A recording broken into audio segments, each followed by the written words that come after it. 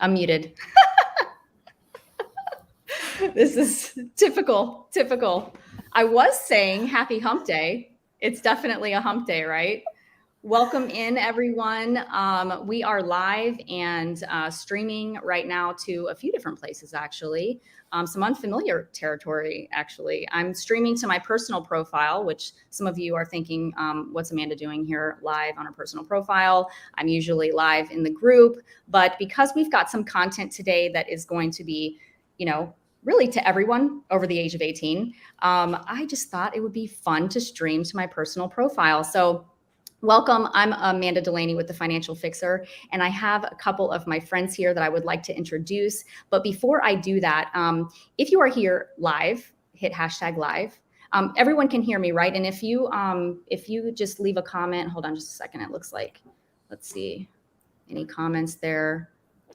Alyson, you're good. Oliver, you're good. You've got me okay? Okay, good. Perfect. All right. Hashtag live if you're here live. And if you're here in the future, time hopped in the future, hashtag replay if you're watching this on a recording, so that we can interact with you and we know when you're showing up, right? And so that we can kind of just align with what's going on in real time, right? So I'm so pumped. I want to introduce you to my guests here with me in a moment. But since I'm going off script today, this is usually a fixer money message that's in the financial fixer community, which is mostly women and a few smart, sharp men that want to, join us over there and in our money topics. But I am broadcasting here to the YouTube channel and also to the Facebook profile of mine, because we have some mutual friends and we have we have something to share that's really, open to really mostly everyone. So I wanted to not only share this with my Fixer Money Boss babes in the community. So I appreciate you hopping in here and joining us live. And at any time while you're here, please ask your questions, drop them in the comments. And we'll see if we can't address them while we're here live. We'll certainly get to them later on. That's what's so great about this Facebook, thing. We can actually, check in with you later on after this is over. So I'm happy to be here. So after doing this a while, showing up and speaking and teaching and listening, right? I'm getting better at listening. I'm really working on that. I've learned along the way that, considering the fact that I don't know everything, yes, it's true, I don't know everything, I'm grafting strengths from others that are stronger than me in other areas that I would like to be stronger in. Obviously, me learning and just being a brighter light by, taking where I'm weak or what the things that I'm not an expert in, and just bringing those experts into my room and just aligning with them and trying to get the most value to you, right, as the viewer of this, right? So without further ado, I want to introduce you to my friends, Alyson and Oliver. They are a husband-wife team with the Orlicki Group. And we have, not only known each other just, recent. Oliver is a very good friend of my husband. So I'm excited to just be friends with everyone. And Alyson and I just did a podcast and it dropped last week. So it's podcast number 55, Financial Fixer Podcast, if you'd like to listen to that too. And we might get into that a little bit later on. So if you can, I'm going to start with Oliver first. Why don't you go ahead and tell us a little bit about you, what you do, and what really brought you here today and how you serve your people. Thanks, Amanda. I really appreciate you having us on today. Hi, everybody. My name is Oliver Orlicki. I am one of the co-owners, along with my wife, of the Orlicki Group, and I'm also the head originator of our company. I've been in the mortgage industry since 2001, got into the business after 9/11 hit. I was a financial advisor, working for MetLife Securities at the time, and realized after 9/11 hit, we were going to be in a new world. And a lot of my friends started going into the mortgage world because interest rates started dropping, and that was kind of the start of the first of many housing booms and busts we've been through in the past 20 years. So I got into it. I've always been interested in finances and so forth, and realized that The mortgage side of things was you're providing money to what is typically people's largest financial asset. So I used my financial planning background and took that to the mortgage world. And now I use a hybrid of both to help not only educate my clients, but also help financial advisors, CPAs, attorneys with their clients as well. That's awesome. That's awesome. Thank you so much for sharing. And what about you, Alyson? Tell us about how you serve along with Oliver and just anything we'd like to know about you. Let's go. Yes. Thank you, Amanda. Thanks for having us on today. We're excited about this. So my name is Alyson. Oliver and I co-founded a company about 2 years ago called the Orlicki Group. I stepped into his world. He's been doing this for over 20 years. And I had a couple different careers and a couple different iterations prior to this. But him and I have been talking about this for quite some time. And the way we think about our company and how we can serve is, like Oliver said, this is the most important financial purchase of anyone's life. And it's not just about a transaction. It's also about making sure that people are cared for. They're given the time, they're given the education and the energy that everybody really deserves when they're making this purchase, whether it's a first-time home buyer or whether somebody's refinancing their third property, investment property, whatever it might be, everyone deserves the same amount of attention. And we have created our company to make sure that everybody gets the same experience and really the same respect. So as far as the Orlicki Group, that's how we serve. We really focus on the relationship internally with our clients, with our partners, in our partnerships, like with you, Amanda, and everyone that we have the great opportunity to work with. Yeah, there's no question that this is like really, the relationships business. I mean, if we didn't have something in common or aligned, or if we couldn't resonate with each other, we wouldn't, be potentially partnering or doing business. Oliver's worked with my family twice now, and he's shown us the utmost respect and just answered the questions and educated us along the way and made us feel, connected with the process and not, like we are just a number or just another transaction, because this is, although this is a transaction, this is not transactional, right? It is relational. Yeah. So it's super, super important. And obviously that I'm super aligned with how building relationships is just the key. It's a critical part of how we can serve and help people to get better every day, right? So today we want to talk about a lot more than just, is now a good time to refi or take on a new mortgage? I'd like to kind of go through some, because like you said, this is one of the biggest financial decisions, of one's life. It usually is for most of us, right? So, I want to talk a little bit about, maybe some, right now, because there's a lot going on in the news about everything, but just, can you tell me what you're hearing, as the servicer, right, from your potential clients or customers? Either one of you can answer this, about what fears are happening right now in this industry. Yeah, sure. I'll take it if you don't mind. A couple things are happening right now. Beginning of 2022, our federal government and the Federal Reserve have come out and are trying to combat the inflation. As everybody knows, you go to the grocery store, you're spending more money on every product you could possibly imagine. Gas is the most expensive it's been in record history. Along with that, we're seeing housing prices at record highs as well. So the Federal Reserve has made it a mandate to slow inflation down, and they are not going to slow down interest rate hikes until that happens. So when we start seeing prices come down across the board, not just in goods and services, but also housing and so forth, we are going to be on this path of a trajectory of increasing interest rates. So what we're seeing now, the biggest fear we're seeing now is a lot of people feel that they've missed the boat on generational low interest rates. A black swan event happened. And when I mean black swan, typically it's a once in a lifetime thing that happens with the pandemic. So in 2020, when the pandemic hit, there was a lack of liquidity in the interest rate markets, and the Federal Reserve stepped in and pumped the economy with literally trillions of dollars worth of money out of thin air to support what was going on with shutdowns in business, travel, and so forth to keep things moving. And with that, interest rates were dropped to literally almost, when it came to the reality, below zero. So most people refinanced their properties, purchased properties, and got these 2 and 3% interest rates. As interest rates started moving higher, a lot of people felt that they missed that boat. And I'm here to tell you from a historical perspective, although those rates aren't where they were a couple of years ago, you're still comparatively so in the lowest interest rate environment we've seen in the past 40 to 45 years. And for those of you, I'm 46 years old, full disclosure, talk to your parents about the days when they had interest rates in the 20s. They would be more than happy to get interest rates in the 5s right now. So the biggest fear that we're seeing right now is twofold.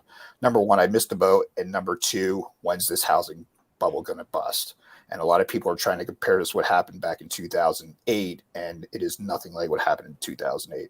The housing bust back in 2008 was done to, the reason behind it was because of very loose underwriting guidelines, very high balance borrowing, meaning loan to value, and very low credit score requirements. So people literally, you could fog a mirror with a social security number and get 100% financing on a house.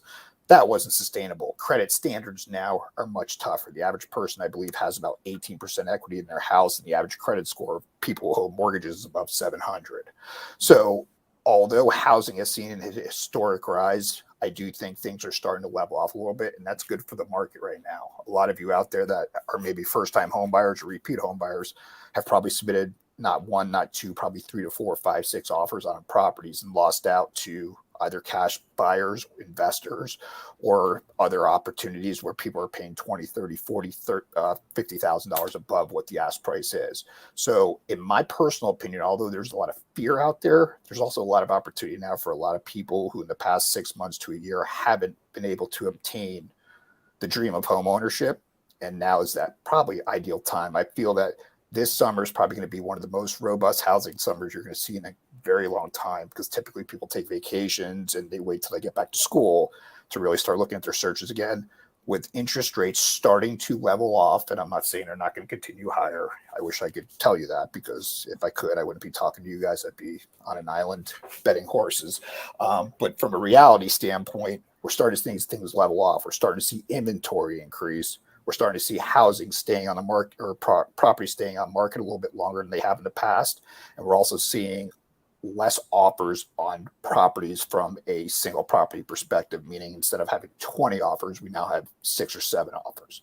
So the competitiveness is definitely dying down a little bit, but it's creating more opportunity for the common person out there.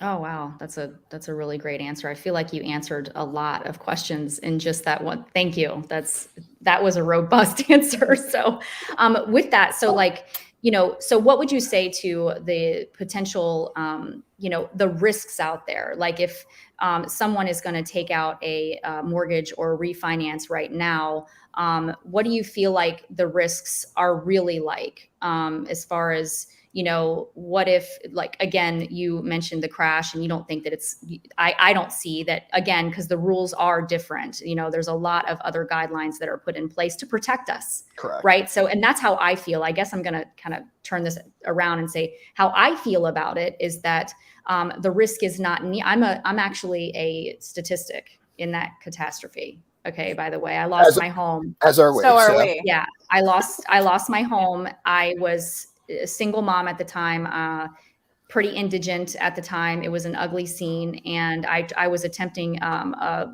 home modification. And my attorney messed up. And this was actually a sale on accident. Wow. My home was sold. I didn't even know until I received a letter telling me to vacate in a certain amount of time. And I was actually in the modification process, right? So, and it was just an error on the judge's part and the whole thing. So I'm so glad that happened though, right? Because now fast forward to now, what I do is I help, mostly women with their debt and their behavior, and get strategic with, paying attention to their money so that this does not happen. This type of thing does not happen to women like me 7, 8, 10 years ago. Right. So, in my mind, I feel like the risks are very, relative, right, to each person, not necessarily to what's going on out there, right? And trying to navigate what's going on out there, help us with that a little bit. Yeah. we talked about this last week a little bit, Alyson. Yeah, we did. Well, a lot of it actually, about turning the volume down. Yes. Maybe share a little on that, Absolutely. about how critical that is, and how if we don't, we could get ourselves in trouble as well. You see? 100%. And just like Oliver was talking about the statistics side and, sort of exactly how things are from a data perspective and from a market perspective, it's just as important to understand the emotional side of it too. And on our podcast, we discussed at length really how you need to be able to find ways to turn down that dial or to turn off the dial, because there are a lot of opinions out there. There's a lot of conjecture, and I call those the narratives, right? What is true for someone writing an article may not be true for you. I had a conversation with a client the other day. They're like, I feel really stressed. I just feel like this is really quick. I feel like I'm being swept into something that I just don't want. And I said, it doesn't sound to me like this is the right time for you to enter into this process. Because if you aren't grounded going into it, you can easily get swept up in all of the things that people are talking about. So I think it's just like anything else too. Everything is a risk, right? There's life in general is a risk. And really sitting with yourself, with advisors like us, right? Like an attorney, like a CPA, like someone like Amanda who can help you really find the center in all of this, that can help advise you, and then making a decision from a place of feeling grounded and feeling like you are in your own space with what's going on around you is super, super important. And the narratives are only going to get louder. I hate to say it, but we are very polarized. There's just a lot of people that are fighting for certain things, and there's a lot of interesting sort of levers being pulled. And this is what's going on, and it's not going to stop. And I actually had a conversation with my coach about this 2008 narrative. And I would really hopefully shut it down on this call, because to Amanda's point, it was very, very different. Oliver explained why. He did a great job of saying why that is. And I think what we're not realizing is we've gone through so many traumatic events in a short amount of time. The housing crash, especially for people that lived in Florida like we did. It was very, very different there. And then we went through COVID, right? So we keep kind of going through these collective traumas. And what we're doing is we're kind of pulling that trauma in from time to time into today.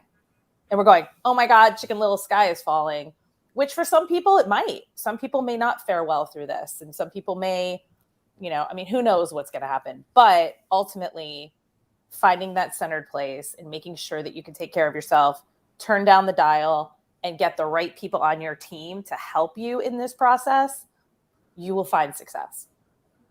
Awesome. Thank you so much. I feel like that's reassuring to me. So if you're just now joining, you're here with Amanda Delaney, the financial fixer, and Alyson and Oliver with the Orlicki Group. And these are the mortgage people. So I'm super excited to have them here. Again, if you are just joining, #live. And if you're here on the replay, #replay. But also, let's kind of convert a little bit to, more of the educational piece, right? So tell us a little bit about, if someone's coming in and they're watching this and they're new, or they're thinking about getting their first mortgage, right? They're thinking about, getting their first house. And right now there's, clearly some fear around getting your first house right now with the white hot market and things like that. But, maybe you can drop down. I just listed 4 different types of loans that I felt like were the kind of like the high level. Of course, there's other different kinds, but the conventional loan, the government-insured loans, the fixed rate mortgages, and the adjustable rate mortgages. Maybe you can just give a high level overview of what the differences are between those. Yeah, great question. So, and we'll stick with the purchase side of things for the time being, that we get the refinance down the road. Purchase market right now is white hot, but in about 3 or 4 markets, I will say to you, it's better to rent a property versus buying a property. And those are your major metropolitan areas: New York City, San Francisco, Miami, and Chicago. If you live in anywhere else besides those areas, now is a great time to buy a house. Even though property values have soared, even though interest rates have gotten higher, the cost of waiting, and Alyson and I can tell you story after story after story of people who have come to us and said, man, I wish I bought a year ago. Man, I wish I bought a year and a half ago. Houses have increased 20% over that time. Interest rates have doubled, and nobody knows what's going to happen in the future. Rent is not a tax deductible item. You don't pay into building a capital appreciation in your home, and you don't get the tax benefits of it either. So owning a home right now, in my opinion, in any one of those markets besides the ones I mentioned, it's a fantastic time. Even though prices are high, even though interest rates are higher than they were, nobody knows what the future is going to hold. But the minute you buy a house, you have an asset that over time, and if you look over time, will typically yield you a very good rate of return. Same thing with being able to rent. You're essentially paying yourself rent to then get that capital appreciation on that. To break down the different mortgages, so the conventional fixed rate mortgage is your typical 30, 15, 20, 10-year fixed rate mortgages that are backed by Fannie Mae or Freddie Mac. That's what a conventional mortgage is. And what that means to the average homeowner is that if you've got good credit scores, you can put down as a first-time home buyer as little as 3%. That's where you're going to see the interest rates that are splashed all over TV, bank rate, all these other different things. That's the interest rate you'll typically see. I would probably guess 70 to 75% of homeowners fall within that category.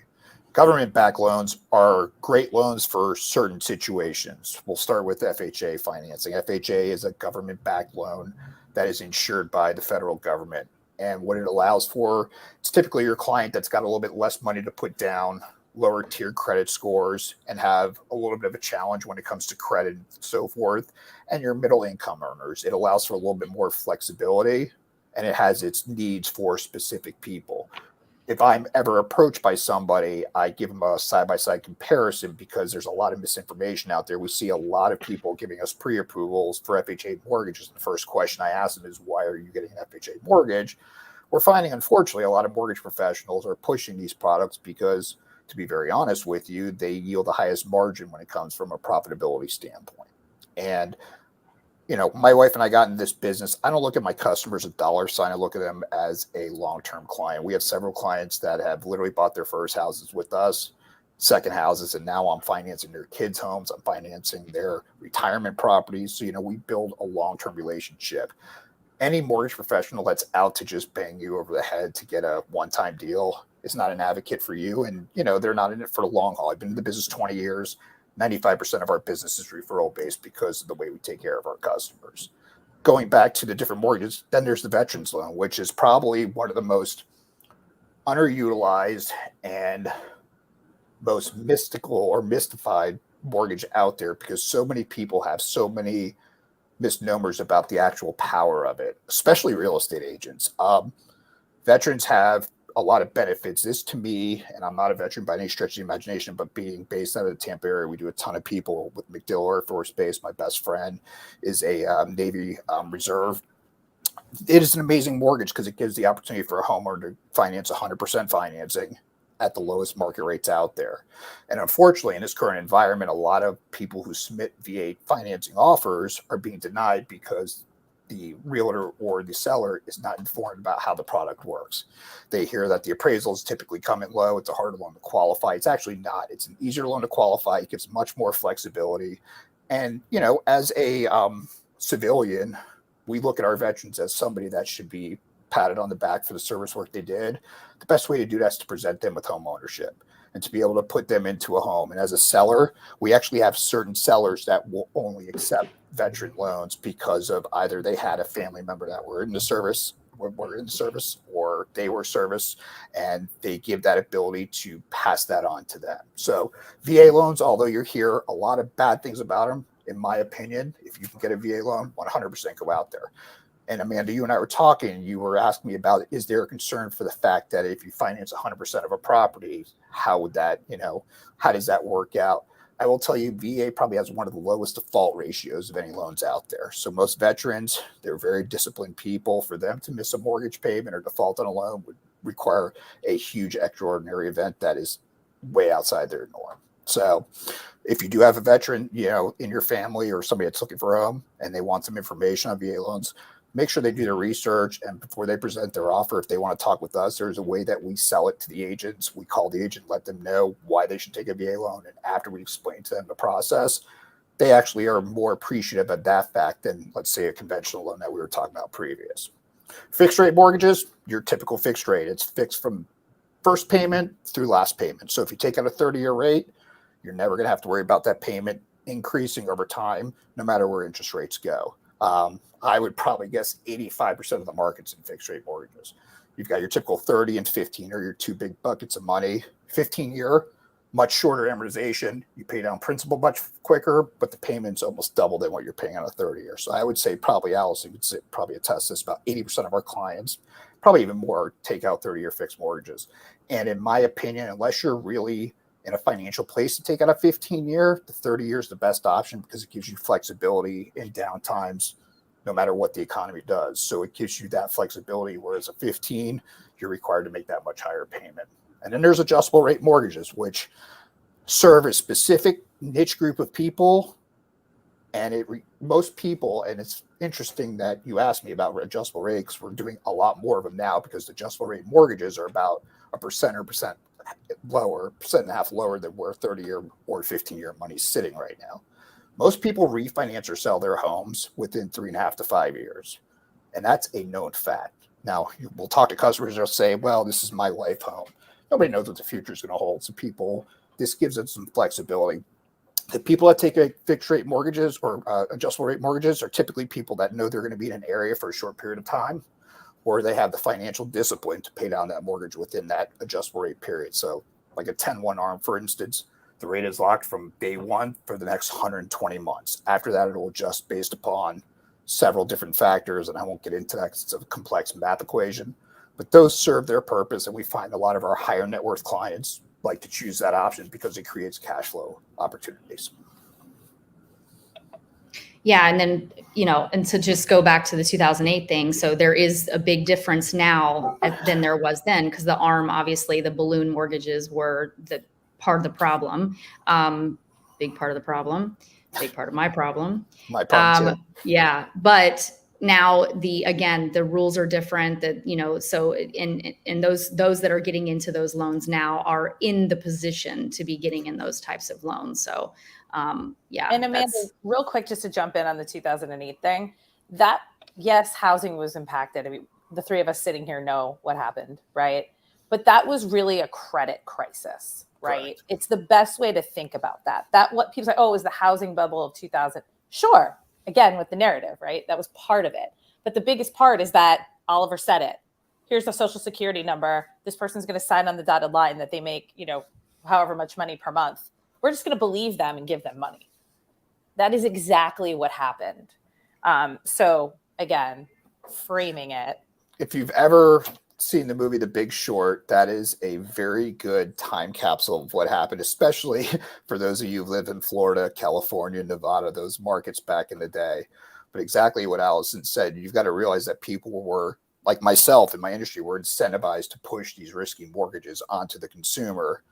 When, Ben Bernanke came out and said housing's only going to go up. Well, little did everybody know, and we all know what happened afterwards. The financial crisis happened, and companies like Lehman Brothers were literally brought to their knees and closed because of their exposure to the mortgage industry. So, going back to the riskiness of it, we're in a situation now where to qualify for these riskier mortgages, you have to have a lot more skin in the game.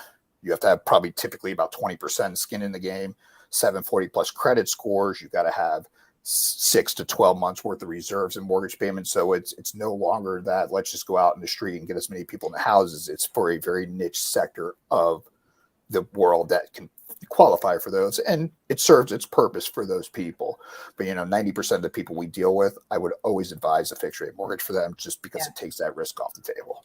And the guidelines are so much more strict as they should be. Our business is very, regulated heavy. And there's times when it drives us crazy because it's like, wait, why is this the case? And then I keep thinking, well, I know why it's the case. 2008 happened. So this is why it's so hard. And that's why making sure you have, like I said, the right partner in this is so, so, so important. because we take on that burden on behalf of our clients and our agent partners and everyone that's involved in the transaction, because the financing piece is the most complicated and complex piece. And it's really our job to make sure that people understand what's happening and that we're going to jump through all of those hoops, and we're going to qualify people that only should be qualified. I mean, there are still mortgage professionals out there that are not doing things ethically. You have to be careful of that. It's just like any other business, especially in financial services. But, making sure that you have that right team in place, and you'll know if it feels right. You're going to know if it feels comfortable. And again, going back to the relationship, that's what's key here. Yeah. So if someone comes to you, right, we talked about this a little bit the other day, and says, what am I qualified for? What's your response to that? That is the number one question I get. And it's not what you're qualified for. It's what you're comfortable spending. The number one question we get is, what's my max qualification? And I say, let's take this, let's reverse engineer this. If they're in a renting situation, what are you currently paying in rent now? Great. What are you comfortable stroking a check on a monthly basis for your housing expense? I can pre-qualify you up to $500,000. If you don't want to spend $4,000 or $5,000 a month on your house, I can dangle that carrot in front of you all day long. And all it's going to do is put that thought in your head that you can afford it. But do you really want to stretch your budget by 30, 40%? And it's interesting because we find a lot of people give us two budgets. They give us, well, what size house are they looking at first? I'm looking at $500,000 houses. And then I ask that question, what's your monthly, what do you want to spend? And when you have to ratchet that number down, it's a difficult conversation to have, but I think people appreciate it because they understand that, although that I can qualify for this, I'm really going to be what we call house poor. And in this current economy, with where everything's at in terms of cost to just do anything in your daily lives, eat, drive, go out to dinner, vacation, it's 15, 20% more than it was. Putting all your eggs into your housing basket, unless you want to sit home and eat ramen noodles and watch Netflix all day. That's kind of, you can sit in a nice big house and that's awesome, but you're going to be confined to that house for quite some time. So that is the number one question we get, Amanda. And that's a great question from you. What can I afford? And I ask them, it's not what you'd afford. What are you comfortable paying? And then you help them figure out what their true budget is. Like Alyson said, we have an opportunity with a group that does about 300 listings a month, and we get pre-approval letters. And when we break down the monthly payment for these people with these offers that they're putting on houses, they are mouths agape because they didn't realize how expensive that cost was. And nobody took the time and energy to educate them with it. And that is the number one thing that we find we should do in the beginning, because then once you set that expectation with somebody, then it's a much easier conversation to tell them, hey, listen, maybe that $500,000 house isn't right for you at the time being. Maybe you should be looking at 350 or 400, especially for starter homes. A lot of people, you were asked about first-time home buyers. We know housing is expensive now, but you don't want to bite off more than you can chew. And that's unfortunately what we're seeing with a lot of these people doing the way they're doing their jobs. We kind of reverse engineer and make sure that if you're comfortable spending X amount of dollars, here's what we're going to cater specifically to you. Yeah, I know the feeling of biting off more than you can chew. I know that we all do all too well, baby. So what if I came to you and I said, and I didn't know you, and I said, I'm thinking about refinancing my house, but the interest rates are going up, and is this the right call for me if I want to get out of debt? Say I have $45,000 in debt. This is a scenario I'm picking, and will not confirm nor deny this has anything to do with my past. But anyways, $45,000 in debt, and I want to take some cash equity out of my home to pay off my debt. Not only that, I want to add a little bit extra for some emergency fund as well, and or invest some of it, right? So say I want to take $45,000 out. Is this the right move for me right now, considering I have an average of about 16 to 20% interest that I'm currently paying on my revolving debt, for example, and some of my installment debt. Would this be the right move for me to maybe go down to, bring my interest rate up for my mortgage a little bit by a point or two? Because say I bought my home in 2016 and my mortgage rate was 4%. Right. And now it's looking like I'm going to be at maybe 5.5, 5.75, potentially. I don't know. Is that a smart move to roll my debt up into it and, take a little cash out just to have little reserves for myself? Absolutely. we do a breakdown for our clients. We get this question quite often. And like you just said, as interest rates move higher, it's just not mortgage rates that are going to move higher. Your credit cards are now going to start calling you and telling you you're going to be getting these letters in the mail saying your APR is going up by 2%.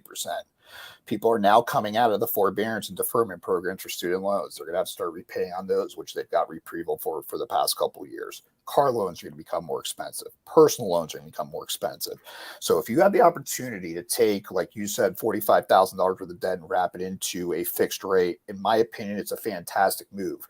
And the reason why is because so many people are fixed on their current interest rate now, like you said, for the larger chunk of change. But when you're paying 4 to 5 times that number in interest over your credit cards and so forth, that adds up quickly. So what we do is you take a look and you say to yourself, how long are you going to be in the home for? And are you going to be disciplined that once you pay down that debt, you're not going to run it right back up yet? That's another thing, unfortunately, we see quite often. We have what we call serial refinancers. They call me every 6 to 8 months, pay off all their credit card debt. Their credit scores shoot through the roof, which is one of the benefits of paying off your credit card because your revolving debt comes down. Your credit scores will see a boost. So if you do want to buy a car, you want to do other things, you're able to obtain future debt for much lower than the debt you're paying on now. So it gives you the opportunity, more flexibility. You just got to stay disciplined with it. And it really just depends upon what your thought process is when you're looking at, you add all that interest from all those credit cards up and you're spending $800-900 a month on interest to increase your payment on a mortgage by a couple percentage points. You're only talking a couple $100. So you look at that spread between those two. That's your monthly savings. And you're a financial person. You can take those monthly savings and reinvest it into your retirement accounts or other financial opportunities that can give you 7, 8, 9, 10% return on your money. So not only are you minimizing your outflow, but you're also building, capital or investments for the future and retirement and so forth. So if I'm sitting in a position where I have a lot of debt, take a look, and there's a lot of mortgage calculators online you can punch in, but literally put in your credit card debt, your interest payment, and see what you're paying in interest. And if you consolidate all that, you're going to be shocked on how much you're going to be saving. And that sticker shock of, well, I'm at a 3% mortgage now and I'm going to 5%. When you're financing hundreds of thousands of dollars, that difference is, I'm not going to say it's minimal, but compared to what you're spending on a monthly basis. And most people, about 80% of people, typically only make their minimum payments when it comes to their credit cards. So all they're doing is literally just rinsing and repeating that. So, and yes, a lot of people are choosing to stay in their homes as well. So now is a great time if you wanted to add that pool, or you wanted to add that lanai, or you wanted to add that second, level or extra room. A lot of people are taking the equity because we are sitting, your equity in your property is probably the highest it's been since you've owned your home. Let that equity work for you. And a lot of people are taking advantage of that because not only are they taking advantage of the equity now, but they're also building future equity by increasing the value of their homes once the renovations are done. Awesome. Thank you so much for that answer. And I was going to share screen, but we're already moving along onto 40 minutes. So if anyone does want to walk through a scenario, like an if then what scenario with amortizing, what your minimum payments look like on your debts compared to what it would look like, if you took out a mortgage and did cash out, and different scenarios, run that with me. Okay. I already have a mock-up going on for that to help get some clarity on that, because everyone's circumstances obviously are different and the math is different for so many of us, right? So with that, I'd like Alyson to chime in on the behavior piece, right? Because like Oliver mentioned, what we tend to do, or what we can do in these instances, is put a Band-Aid on a much deeper problem, right? On, a wound that's bleeding like a sieve, right? So, and Alyson can probably relate the most on this as far as, how we were raised and, the behaviors we've had in the past, the trauma. So tell me, Alyson, the importance, how do you feel about the importance of, if this is a decision that you're going to make and you're going to take cash out and you're going to, fix, some debt, and moving forward, what are your thoughts on how we should move forward, with that and the way we look at this, not just being a Band-Aid? I'm going to give Amanda a plug here. sometimes it's really hard to do it on your own, right? And Oliver said, we have some serial refis that happen a lot. And I think having the right people behind you, again, and this would be a little bit different, something like what Amanda does with her coaching, in which she's able to provide people, because we talked about this on our podcast, the overspending and kind of that walking that fine line and sort of feeling that rush with money and all the things that come with that, that's a symptom of something deeper, right? And it just depends on what that is for you. I personally believe we all have it, right? I don't think that anybody gets to escape it. And so just kind of trying to figure out what it is for you is important. But I do think with the refinance piece, it is a little bit easier in ways, and almost less emotional, because you can actually, like Amanda said, she has calculators. We have calculators. There's calculators online that it is a little bit more data driven and a little bit less emotional, right? Because I owe this, I'm paying this, I have these other debts over here and I'm paying this. Okay, what happens if I bring those together? And, to Oliver's point, everyone has sort of these fixations over the rate. And that's not really what you should be focusing on. It's, again, like we do with purchases, what does that monthly cost to you? Does it make sense to you to actually do that?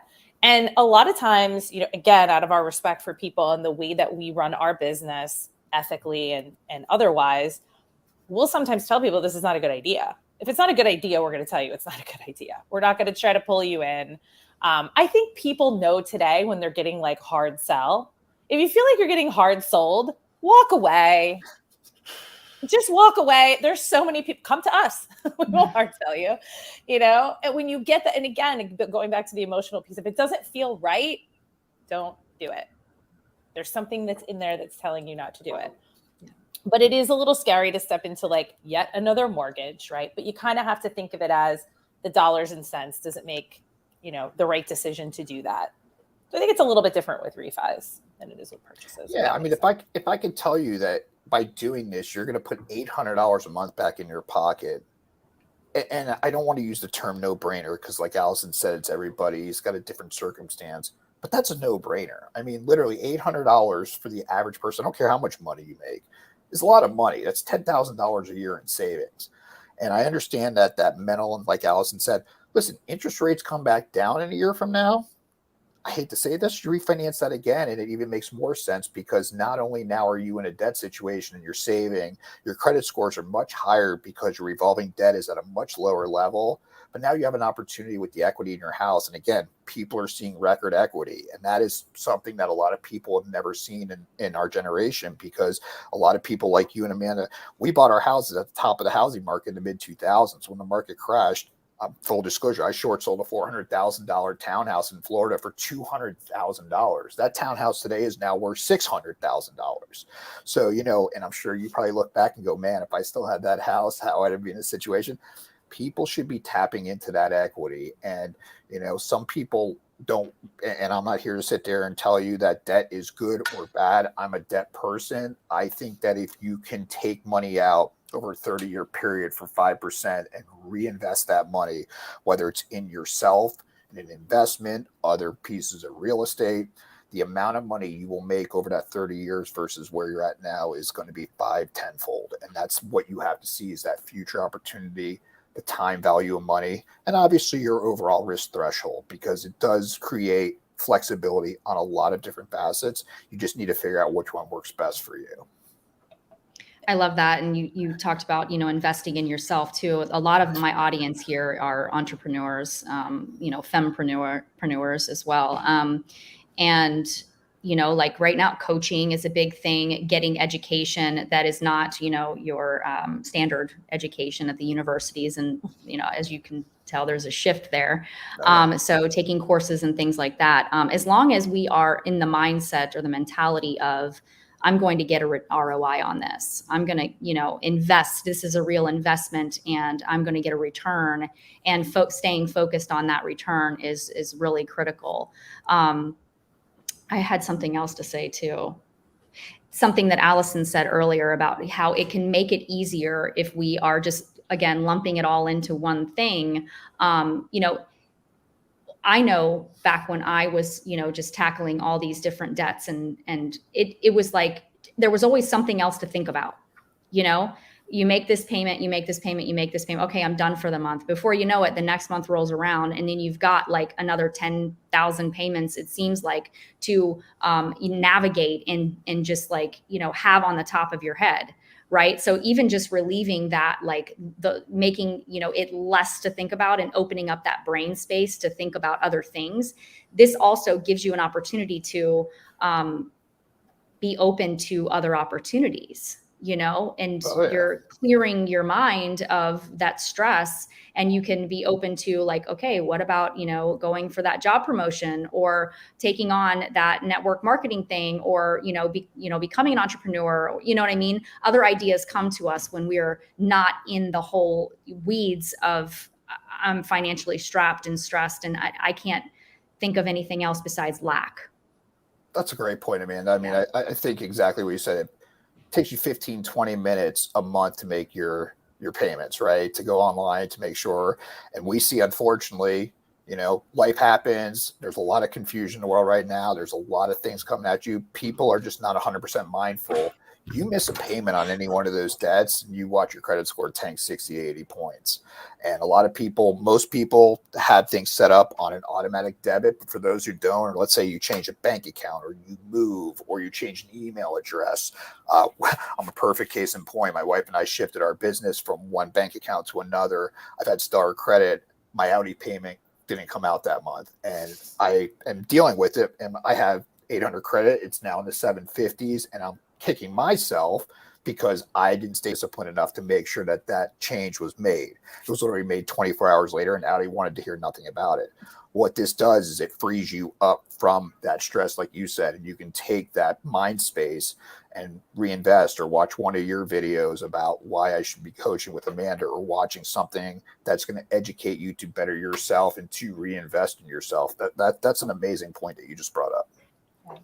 Thank you so much. Yeah, and I'm going to answer some questions here. Well, actually, I'm going to give a shout out to Margene.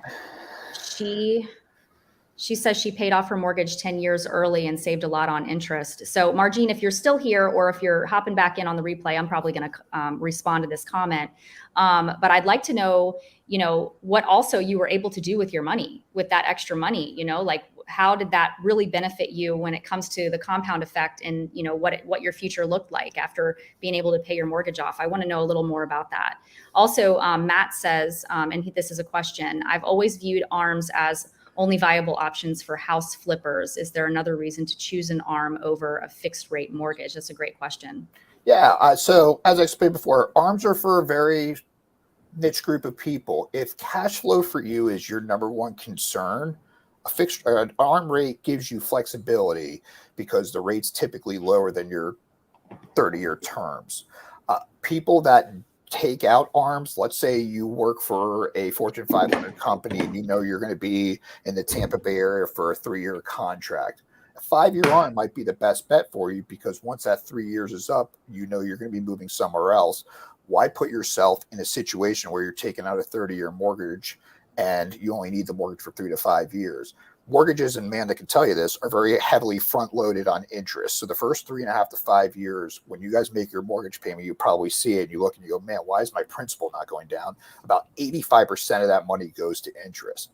If you're going to be in a house short term, or you know that you're going to be upgrading, or you've got you've got a life event that's going to happen, you're going to be getting married, you're having children, you know that you're going to be relocating somewhere, ARMs serve their purpose. And ARM mortgages give people that take them out greater flexibility, because it frees up cash flow for them to possibly pay down some of that higher interest debt, or reinvest into a business, or get them a little bit more what they want at that time, because they know that in 5, 7, or 10 years, that mortgage is no longer going to be in place. And again, go back to what I told you earlier. The average person refinances or sells their house every 3.5 to 5 years. So if you're sitting there saying to yourself, that's not going to be me, Think about all of you people that have refinanced in the past 2 years. Nobody knew COVID was going to hit, and nobody thought interest rates were going to be in the twos. And here you are. We literally, Alyson and I had clients that refinanced 2 to 3 times during the past 2 years to take advantage of. They're like 4%. Wow, that's great. 3%. Wow, that's great. I mean, we have some clients that we got in the low twos during the bottom of the barrel. These are now people that are going to save an extraordinary amount of money moving forward. And Oliver, real quick, these are rate and term refinances. Okay. So we haven't talked about that's very different. These are not people that are doing anything with cash. This is just saying, I'm going to save X amount of money by dropping my percentage. And these are called rate and term, different than cash out. Yeah. But ARMs are a very specific product. You definitely want to be educated on them, but they are an alternative to the fixed rate option. So that's a great question, Matt.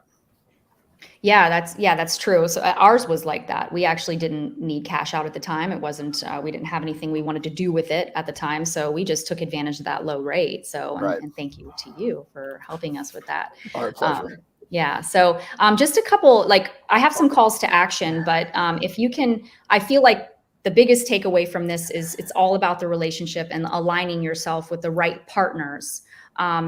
You know, when it comes to something like this, a big transaction, right? So if you both would like to just, you know, maybe just wrap it up in a bow and, you know, have anything else to say to the audience about what we've been talking about here today. Yeah, sure. I'll start and I'll let Alyson finish up. I view my position, I'm like a coach, kind of like you. I don't look at myself as a salesperson. I look at somebody, I've been in the industry for a very long time, and to say I've seen it all would be misinformation, but I've seen a lot. I've seen amazing housing markets. I've seen terrible housing markets. I've seen, when I started, mortgage rates were in the high 9s. Now we're in the 4s and 5s. It's really somebody that's going to take the time, energy, and effort to spend with you and make you, like you said, not just a name and a number. You know, this is your largest financial transaction. You want somebody you know and trust. And the reason why we're in this situation, and I've been in the business for 20 years, which is a dinosaur in my business. A typical person in my industry is about 3 to 4 years. It is because our clients have trusted and known us. And although there may be companies that offer lower interest rates out there or cheaper costs, it's just like anything else in life. It's the service that you're going to get and the advice you're going to get. And that's why we have people that come back to us time in and time out. And that's why our referral partners almost demand that their clients at least have the opportunity to talk with us. Because once you get me on the phone with somebody, and I'm able to show them what our relationship's about. You know, my wife and I developed this company about relationships, whether it's a referral partner or a client. I'm not looking just to bang you over the head, get a transaction done to make my commission and move on. I want to know that you're going to be well taken care of. And like I said, that 3.5 to 5 year time frame, I know the first person you're going to think of is us, your family, your friends, your colleagues, your schoolmates, whoever it is that you are going to talk about. And that's how we develop. My name's not on park benches everywhere or sides of buses. I don't do 10,000 mailers to homeowners. We are literally a 95% referral based company. And for us, it's the relationship. We're a financial advisor, but we're also a coach, and we're here to walk you through the entire process. And that's why we've gotten the reputation we have, the amount of reviews we have, whether you're a first time home buyer or you're buying your 3rd vacation house or your 5th investment property. We've kind of got a full suite of everything. And with the experience of my team and the leadership of my company, you know, we're able to kind of bring our customers through this very complex situation. And it's stressful. It's a very emotional, you know, we're part psychiatrists, we're part financial advisors, we're part coaches. It is stressful. And we're here to make it as stressless as possible throughout the entire process. Those park bench advertisements. They're everywhere. Yes. Man, I'm so glad you don't do that, man. We are not Morgan and Morgan. So so good. Yeah, I mean, I don't have too much more to say based on what Oliver said. I think, you know, going into this, I don't know that I even thought that we would talk about the partnerships that someone has when they're trying to make a financial decision of any kind. Because again, if we stick to the narratives, we'll never do anything and we'll freeze and that will be it, right? Everything is bad and everything is terrible and you should do nothing and you should just sit and be stressed out, right? That's the narrative. But there are so many people out there, not even just us, although we would love you to use us. There's a lot of people out there to help. And we're not in this life to do things alone, right? Most people do not understand the financial system I've only been doing this for 2 years compared to Oliver's 20.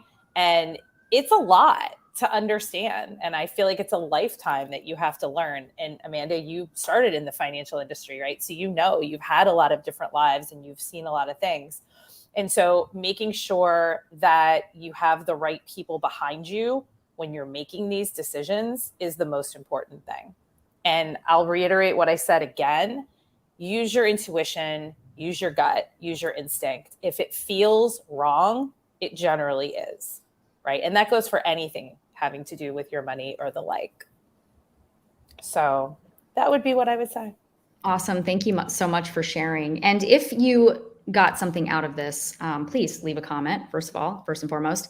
But also you can text me. So I've got a texting community now. And if you were here for this live or for this replay, I'd like for you to text me at 727-334-8276 and text home so that I know that you got a hold of this, of me there. And also so that I can, if you are interested also in speaking with them, I'm going to put some information, of course, that where you can contact them directly in the comments here. But also when you text me so that I know you came from there. And then also if you want more information from them or you want to reach out, I can assist you with that there as well. So you can get in the text messaging platform, I'll be sending you pump up texts, a little bit more personal stuff, right, than what we do here in the community and or on Facebook in general. Also, if you are not in the community and you're here in the Facebook profile and you're interested in checking out the community, head over there and also invite other women that you care about. Just come hang out with us. We're talking about hard things, money. It's a really hard thing to talk about, right? But these are conversations that have to be had, and so that we can just get better every day and become freaking rich, because that is a goal, right? Like money's not the goal, but how we are able to take care of ourselves and be comfortable and give, right? How can we do that, right? Money I'm sorry, it just is. So it just is. And thank you so much for joining me. And I love you guys. And we're going to do this more. This has been awesome. We'd love to. Thank you so much, Amanda. This was great. Yeah, and we appreciate everything that you're doing with your community. It's amazing. Yeah, more to come for us. I can't wait. I'm looking forward to it. All right, I'm going to let you all go. And again, leave comments so that we can help you, later on when you're watching the replay as well. You got any questions at all for them or for myself? Let's go. Talk to you soon. Have a great day. See you later.